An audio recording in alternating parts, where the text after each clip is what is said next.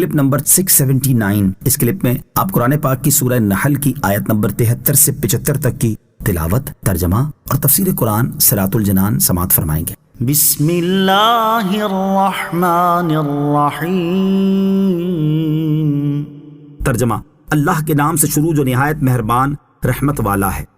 وَيَعْبُدُونَ مِن دُونِ اللَّهِ مَا لَا يَمْلِكُ لَهُمْ رِزْقًا مِّنَ السَّمَاوَاتِ وَالْأَرْضِ شَيْئًا وَلَا يَسْتَطِيعُونَ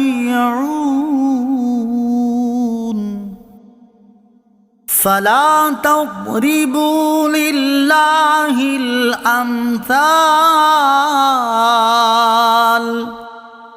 إِنَّ اللَّهَ يَعْلَمُ وَأَنْتُمْ لَا تَعْلَمُونَ۔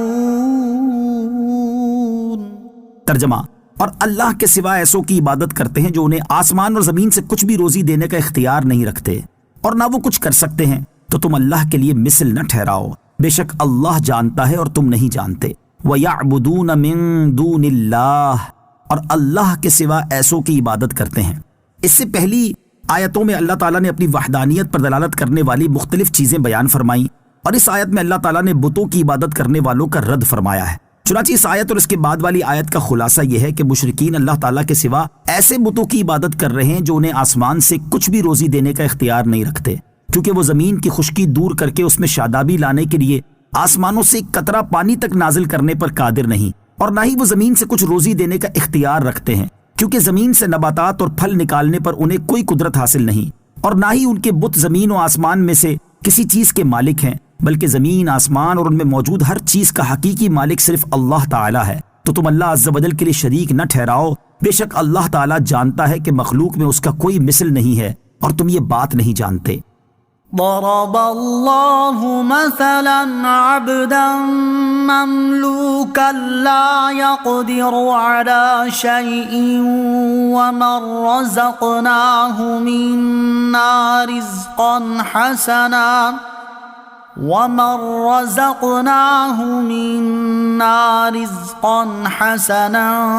فهو ينفق منه سرا وجهرا هل يستوون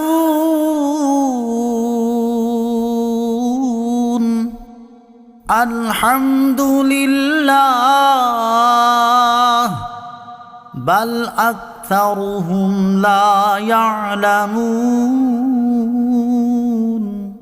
ترجمہ، اللہ نے ایک بندے کی مثال بیان فرمائی جو خود کسی کی ملکیت میں ہے، وہ کسی شے پر قادر نہیں، اور ایک وہ ہے جسے ہم نے اپنی طرف سے اچھی روزی عطا فرما رکھی ہے، تو وہ اس میں سے پوشیدہ اور اعلانیہ خرچ کرتا ہے۔ کیا وہ سب برابر ہو جائیں گے؟ تمام تعریفیں اللہ کے لیے ہیں، بلکہ ان میں اکثر جانتے نہیں۔ ضرب اللہ مثلا عبدا، اللہ نے ایک بندے کی مثال بیان فرمائی۔ اس آیت میں اللہ تعالیٰ نے دو شخصوں کی مثال بیان فرما کر شرک کا رد فرمایا ہے۔ اس مثال کا خلاصہ یہ ہے کہ ایک شخص ایسا ہے جو خود کسی کی ملکیت میں ہے اور وہ مالک نہ ہونے کی وجہ سے کسی چیز پر قادر نہیں، جبکہ ایک شخص ایسا ہے جسے اللہ تعالیٰ نے اپنی طرف سے اچھی روزی عطا فرما رکھی ہے، تو وہ اس میں سے پوشیدہ اور اعلانیہ خرچ کرتا ہے، جیسے چاہتا ہے اس میں تصرف کرتا ہے۔ تو پہلا شخص عاجز ہے، مملوک اور غلام ہے، جبکہ دوسرا شخص آزاد، مالک اور صاحب مال ہے، اور وہ اللہ تعالیٰ کے فضل سے قدرت و اختیار بھی رکھتا ہے۔